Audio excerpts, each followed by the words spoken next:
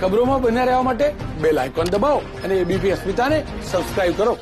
અગત્યના ખબર પર નજર કરીએ. અમદાવાદમાં સાહિલ કેમિકલ ફેક્ટરી દુર્ઘટના બાદ જીપીસીબી અને એએમસી બંને પ્રશાસન જાગ્યા છે અને તપાસ હાથ ધરી છે. ગોડાઉન અને વેરહાઉસમાં જ્વલનશીલ કેમિકલ અને ગેરકાયદે દબાણ કરતા એકમો પર કાર્યવાહી શરૂ કરાઈ છે, જેમાં નારોલ રોડ પર આવેલા એસ્ટેટમાં જીપીસીબીના અધિકારીઓએ ચેકિંગ શરૂ કર્યું છે. શુક્રવારે એએમસી અને જીપીસીબીએ 6 એકમોમાં જ્વલનશીલ કેમિકલ મળતા સીલ કરવામાં આવ્યા હતા, જ્યારે તપાસની કામગીરી હજુ પણ ચાલી રહી છે.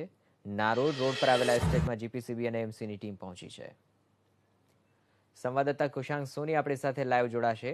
કુશાંક, બીજા દિવસે પણ કાર્યવાહી યથાવત છે. આજે કયા કયા વિસ્તારોમાં તપાસ થઈ છે? અત્યાર સુધીમાં કોઈ એકમને દંડ કે પછી સીલ?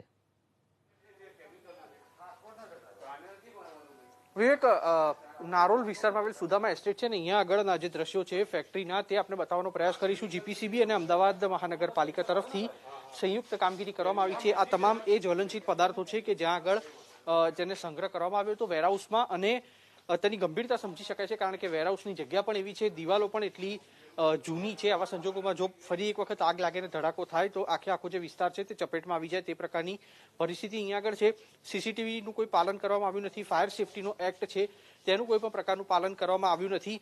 અને અમે લોકો અહીંયા જ્યારે પહોંચ્યા હતા ત્યારે અંદાજે 20 થી 22 જેટલા જે લોકો છે તે અહીંયા આગળ કામગીરી પણ કરી રહ્યા હતા. આખું જે વેરહાઉસ છે સુદામા એસ્ટેટ ખાતે આવેલું, ત્યાં આગળ અત્યારે કામગીરી કરવામાં આવી છે જીપીસીબીની અધ્યક્ષતામાં, અને અમદાવાદ મહાનગરપાલિકા પણ આમાં જોડાયું છે. બહારના પણ જે દ્રશ્યો છે તે આની કરતાં વધુ ચોંકાવનારા છે, તે પણ બતાવીશું. જ્યાં અલગ અલગ કેમિકલ જે છે તે અહીંયા આગળ કેરબામાં રાખવામાં આવ્યા છે. આખું જે વેરહાઉસ છે તેને સીલ કરવામાં આવશે, કારણ કે જે રીતે આગ લાગી હતી પીપળજ રોડ ઉપરની સાહિલ એસ્ટેટમાં, અને તેને જોતા આ જે કેમિકલ છે તે અહીંયા આગળ જોઈ શકાય છે જે કેટલું જ્વલનશીલ છે. અને તે કેરબાને પણ અત્યારે જે વેરહાઉસ છે તેની બહાર કાઢીને મૂકવામાં આવેલા છે.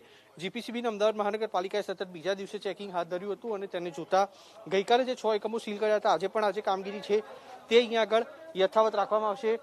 મોટી સંખ્યામાં જીપીસીબી અને એએમસીની કામગીરી અહીંયા આગળ જોઈ શકાય છે. પોલીસને પણ સાથે રાખવામાં આવી શકે તે પ્રકારની આગામી દિવસોમાં સ્થિતિ જે છે તે ઊભી થઈ શકે છે, કારણ કે પીપળજ રોડ છે ત્યાં આગળ અનેક ઔદ્યોગિક એકમો આવેલા છે. અને જે સાહિલ એસ્ટેટમાં આગ લાગી હતી તે એટલી ભયાવહ હતી કે એક સાથે 12 લોકોએ પોતાના જીવ ગુમાવવાનો વારો આવ્યો.